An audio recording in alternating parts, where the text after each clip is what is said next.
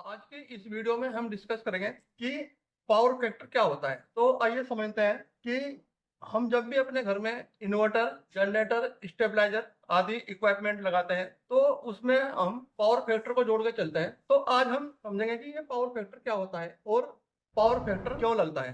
तो आइए हम इसके बारे में समझते हैं। देखिए, यहाँ पर हमारे पास में सपोज करो यह एक गिलास है।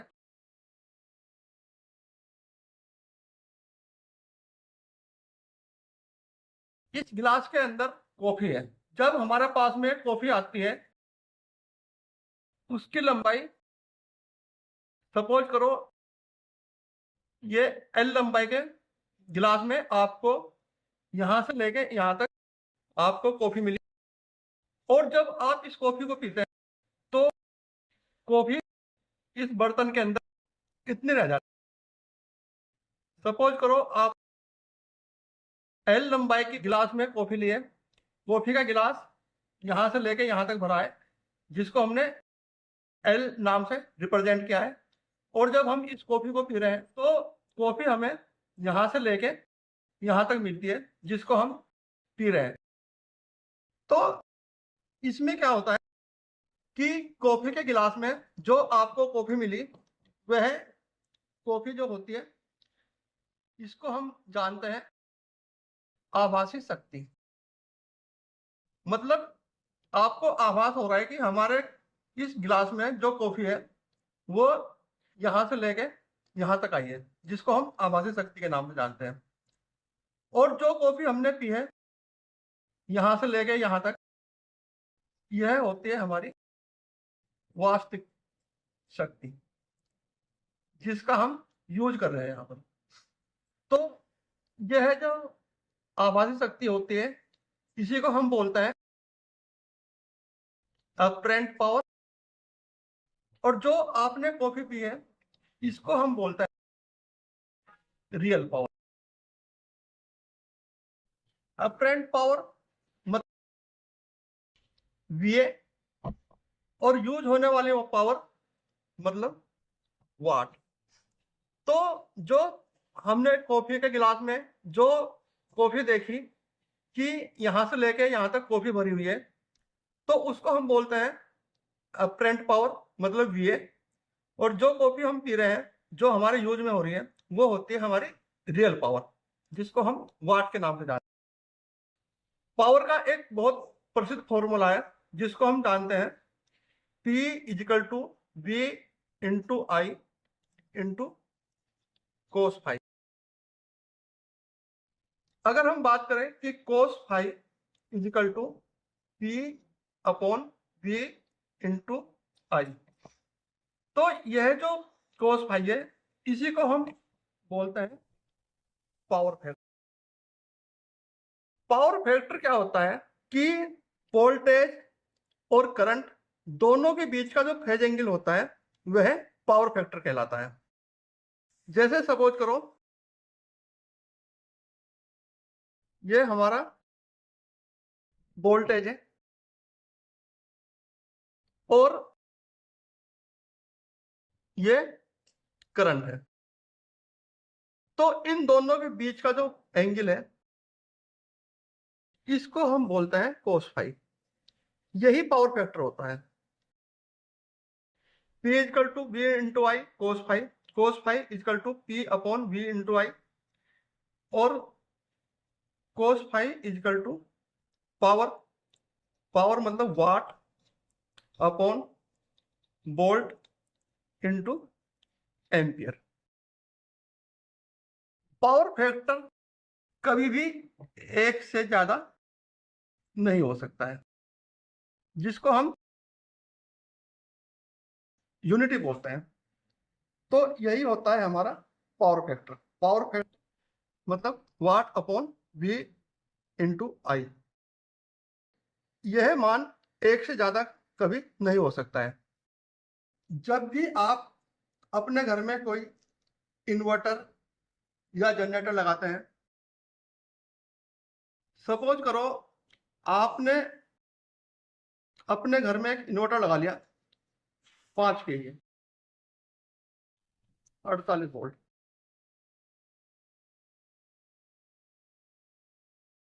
देखिए, आप जब भी अपने घर में इन्वर्टर लगाते हैं तो किस लिए लगाते हैं? लोड चलाने के लिए। और आपके घर में जो लोड होते हैं वह 3 प्रकार के हो सकते हैं। ये आपने यहाँ पर सपोज करो घर का कोई भी लोड चलाया। लोड आपके घर में 3 प्रकार के होते हैं जिनको हम जानते हैं। Number 1 resistive load, number 2 inductive load और नंबर 3 कैपेसिटिव लोड। जब भी आप अपने घर में लोड चलाएंगे तो आपके घर में आपको 3 प्रकार के लोड मिलते हैं जिन्हें हम जानते हैं रजिस्टिव लोड, इंडक्टिव लोड और कैपेसिटिव लोड। रजिस्टिव लोड में कौन कौन से लोड आते हैं हमारे पास में? जैसे बल्ब, हीटर और प्रेस आदि। इंडक्टिव लोड में हमारे पास में आते हैं मोटर, ट्रांसफार्मर, फैन और चौक। कैपेसिटिव लोड में हमारे पास में आते हैं कैपेसिटिव लोड में कंप्यूटर, पावर सप्लाई,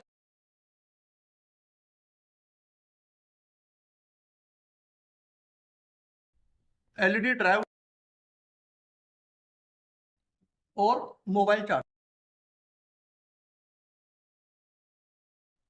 तो ये होते हैं हमारे पास में घर में चलाने वाले।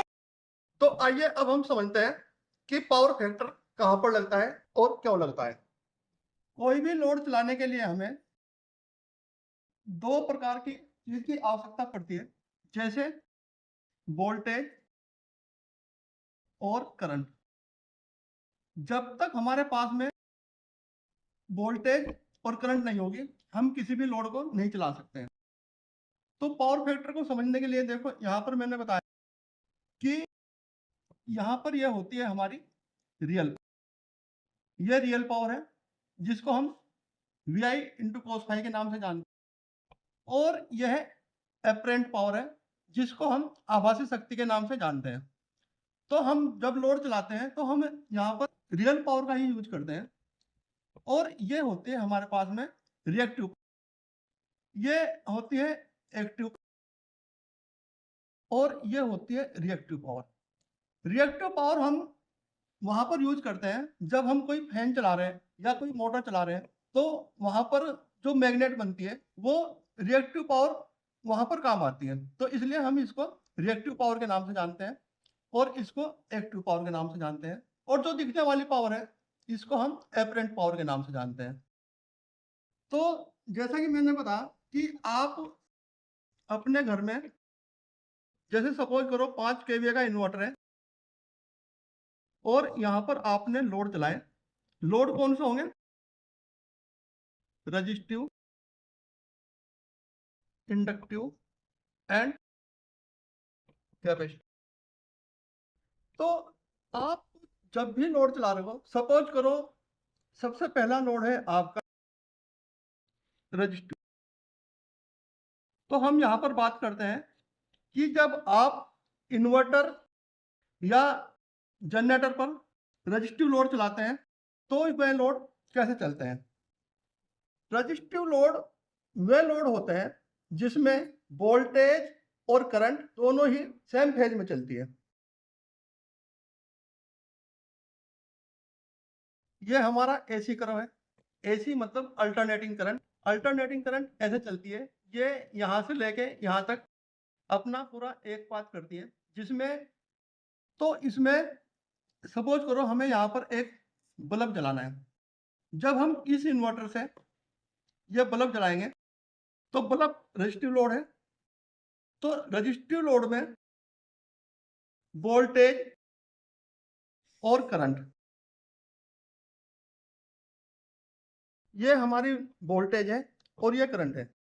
जब हम रजिस्टिव लोड चलाएंगे तो रजिस्टिव लोड में वोल्टेज और करंट दोनों बिल्कुल सेम फेज में चलेगी और इस बल्ब को ऑन कर देती है।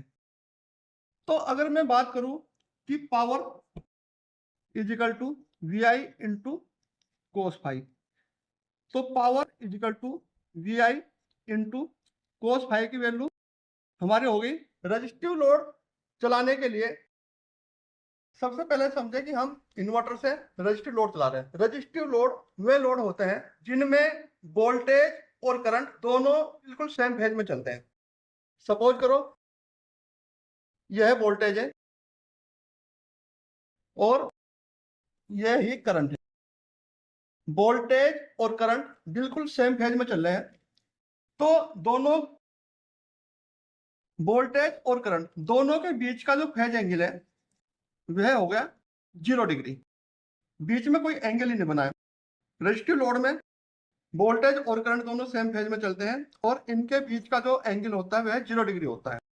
तो अब हम यहाँ पर बात करते हैं P equal to V I into cos phi, P equal to V into I into cos five की वैल्यू कोस 0। तो यहाँ पर हमें पता है कि cos 0 degree equal to 1 into 1, P equal to V into I, यानी कि power equal to volt into ampere. जब हम रजिस्टिव लोड चला रहे हैं तो रजिस्टिव लोड में पावर फैक्टर हमारा यहाँ पर 1 है, तो 1 V into I into 1 power equal to V into I, यानी कि जितना भी आपके इन्वर्टर का या जनरेटर का वाट होगा इतना ही उसका वी होगा, क्योंकि इसमें पावर फैक्टर हमारा 1।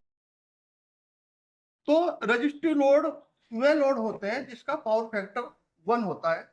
इसकी जो इकाई है वह यूनिट होती है, इसे हम यूनिट के नाम से जानते हैं। तो रजिस्टिव लोड में हमारा पावर फैक्टर नहीं यूज होता है क्योंकि वोल्टेज और करंट दोनों सेम फेज में चलते हैं।